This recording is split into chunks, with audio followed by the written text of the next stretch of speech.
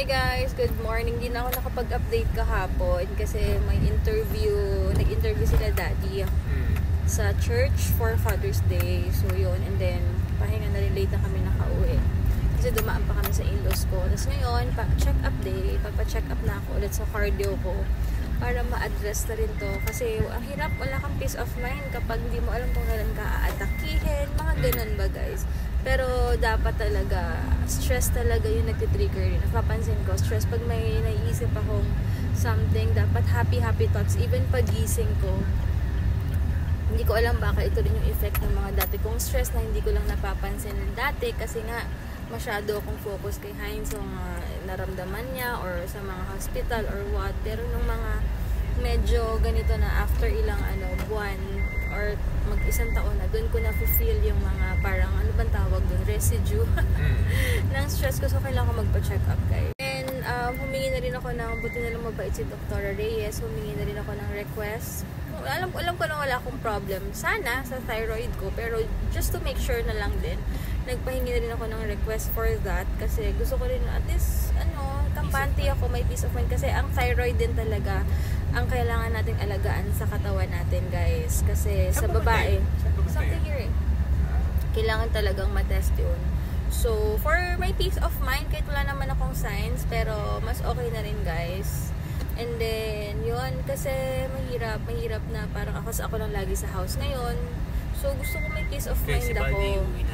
Kasi mahirap yung ganito guys na makikiramdam ka na lang kung ano ba talaga. Kailangan makita natin yung root cause na nagtitrigger. Kasi hindi pwedeng ano lang tayo, self-medication or what na, ay baka ganito na. Hindi. Ayoko na ng ganon. Ako gusto kong mas harapin na lang kung ano yung dapat na, diba? Na dapat harapin sa katawan ko. Pero ang imimit ko ngayon is si Doc Amor. Cardiologist siya. Ayun. Yun. Siguro may another test na naman. So tomorrow, di ba, sakto ko magpa-fasting ako, may mga test ako ulit. Hindi sakto lang kasi tomorrow meron din naman akong interview sa Asian. So yun. Basta guys, huwag tayong matakot, maharapin yung mga ganito kasi katawan natin to.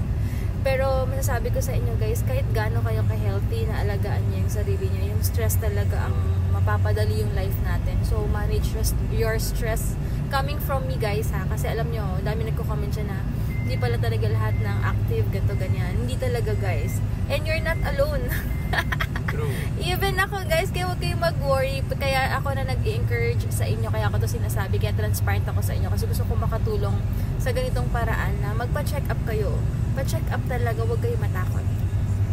Kaya na-appreciate ko rin yung nagsabi sa akin na o nga sis no, kahit gano'n mo inaalagaan yung sarili mo, ganyan, nag-workout ka, nagda-diet ka, sabi niya, I'm not alone pala. Yes, hindi talaga. Lahat tayo may mga pinagdadaanan, iba-iba lang tayong ways din, or iba-iba rin yung pagsubok natin, iba-iba rin kung paano natin i-manage yung stress natin guys. So talagang wala ganun talaga. I mean, kailangan talaga labanan everything. Kaya natin magpakatatag lalo kapag may anak tayo guys. So ayun, so Ikot kita lang. ano lang, minsan dito sa kanan, doon lang tayo. Basta guys, pa-check up kung talagang hindi enough yung parang yearly check up nyo lang sa pang work. Iba yon. Annual check. Hindi yon guys. Iba talaga magpa-blood cam din kayo. Hindi pa ako nagpapa-ECG ngayon pa lang. So magpapa-request ako.